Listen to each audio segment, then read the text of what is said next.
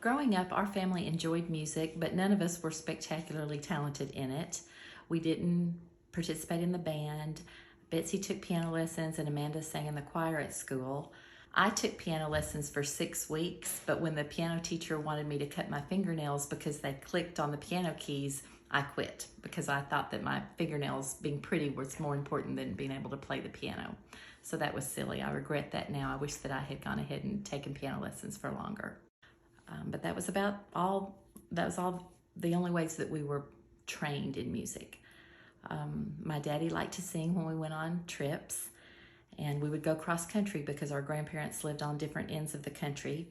And so there were long dry spells when the radio stations didn't reach the area that we were traveling through. And to help pass the time, Daddy would sing songs, and sometimes he would forget the lyrics to some of the verses.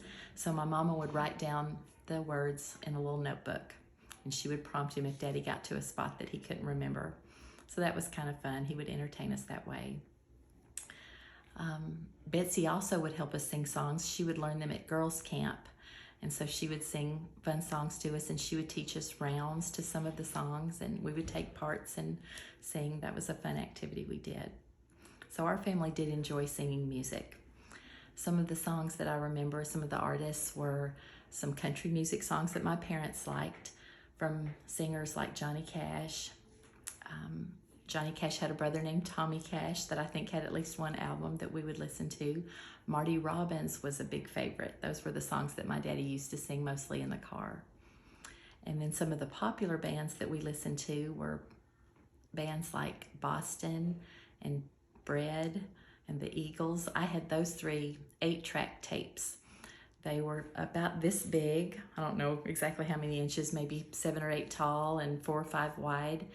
And they would just go on a loop. I would put them in my 8-track player in my car, and they would just play over and over and over. You didn't have to rewind them like a cassette tape. Those were good songs. So if you get a chance to listen to their music, I highly recommend them.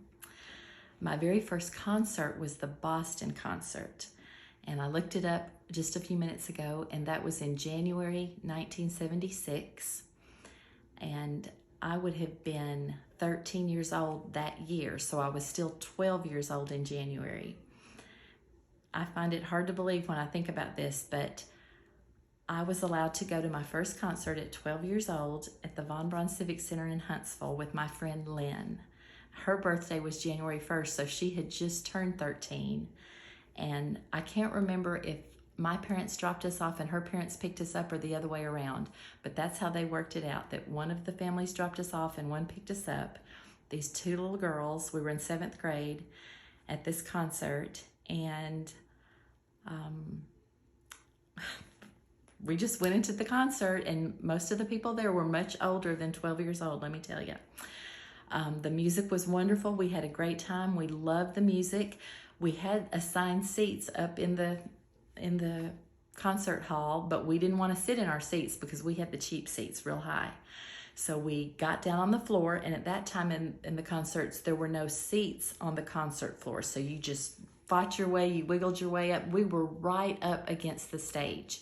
We had wonderful seats. We could see the band. They weren't out there yet, but we could see the equipment. And then all of a sudden, Lynn said she had to go to the bathroom. And I said, "Are you kidding me?" And she said, "No, I have to go to the bathroom."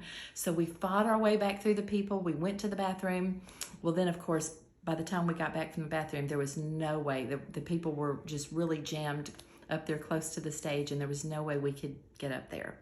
But we did get out on the floor, and we enjoyed the band. We stood there the whole time and watched the concert, and it was great. And then we left. But I think about that now. There is no way I would let a 12-year-old child of mine go to a rock and roll concert like that by themselves. But my parents were pretty laid back, and they trusted me, and nothing too terrible happened. So we survived and made it home. It was a really great concert, though. Some other things about music.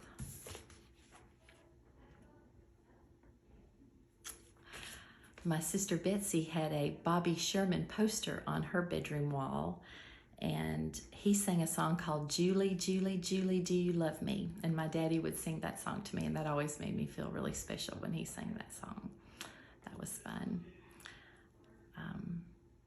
Betsy also had an album by Carly Simon, and she would play that a lot. Mostly the songs that I liked were the songs that Betsy liked, because we shared a bedroom and she had a turntable in her bedroom, and so she would play lots of music, and I just liked the songs that she liked because that's what I heard all the time, and they were good songs.